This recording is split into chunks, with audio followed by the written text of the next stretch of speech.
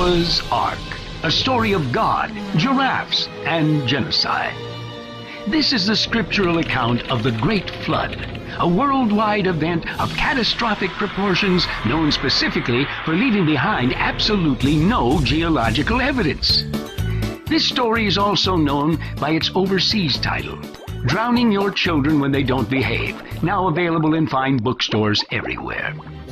Our story begins in the book of Genesis, where God noticed that every single person on the face of the earth had somehow become evil. Yes, everybody, even babies, virgins, the deaf and blind, Republicans, all evil. God ignored the fact that he was the one who started this fiasco, and he decided that the whole thing was just a huge mess, and perhaps it was time to get rid of the whole thing and start over. The good news? There was one man who was righteous and blameless.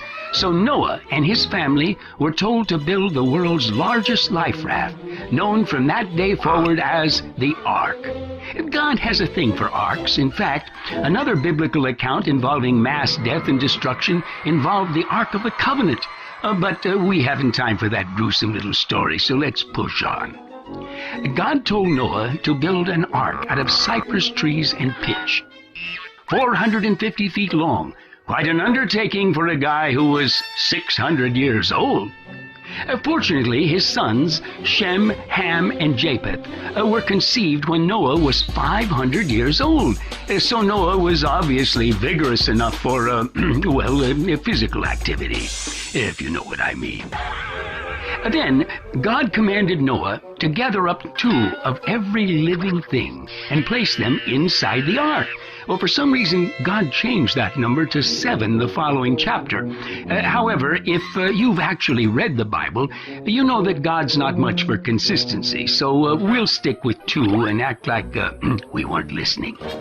So, Noah went about personally gathering up tens of thousands of animal species. Of course, it's unclear how a 600-year-old man in the Middle East, traveling on foot, was able to walk thousands of miles to secure and transport animals from other continents safely across oceans, rainforests, deserts, and Arctic permafrost to his floating zoo. Siberian wolves, penguins, baboons, crocodiles, anacondas, South American tree frogs, beavers, polar bears, reindeer, etc. And even if these non-desert dwelling creatures survived, how would they all fit inside the ark? Well, some experts estimate the number of animal species to have been in the millions. But even if you believe the biblical argument of a few thousand kinds of animals, wow, that's one bloated boat. Now, what about the specialized diets each animal species would require? Bamboo shoots for the giant pandas, fresh meat for the carnivores, plant life for the herbivores. Now, how did they keep the animals' muscles from withering away after months in a confined space with no exercise? What about the predator and prey animals being housed in the same space? Where was the food stored? And how was it kept from spoiling? Who cleaned out the tons of manure every day? How was the waste disposed of in a stadium-sized boat with only one window? Ah, but you make a fatal mistake. You've just been caught in the act of using logic. Well, it's perfectly understandable, but please, don't let it happen again. Then, God made it rain for 40 days and 40 nights, which means the floodwaters were fresh waters, which would have mixed with the salt waters, creating a mixture deadly to all marine life. So in that case, since there probably weren't any sharks, tuna, and pufferfish inside the ark, God apparently gave the fish the ability to hold their breath for half a year. Oh, there are some who speculate that the earth vomited up the floodwaters from miles below the earth's crust. Of course, the earth is boiling hot down there, so those floodwaters would have turned the earth into a large creme brulee. Surviving marine life? 0. Well, one thing's for sure.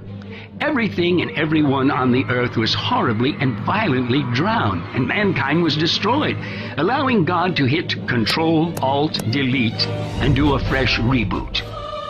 And on the 17th day of the 7th month, the ark came to rest on the mountains of Ararat, where it would never be discovered.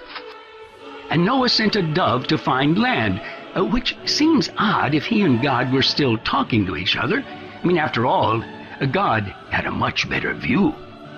Well, ultimately, Noah, his wife, his sons, and their wives stepped out of the ark, took long showers, and practiced incest to repopulate the earth. And that's the story of Noah's Ark.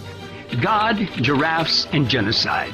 A tale of incompetence, evil, mass murder, animal feces, and inbreeding. A great story for the kids. And better than late-night cable TV.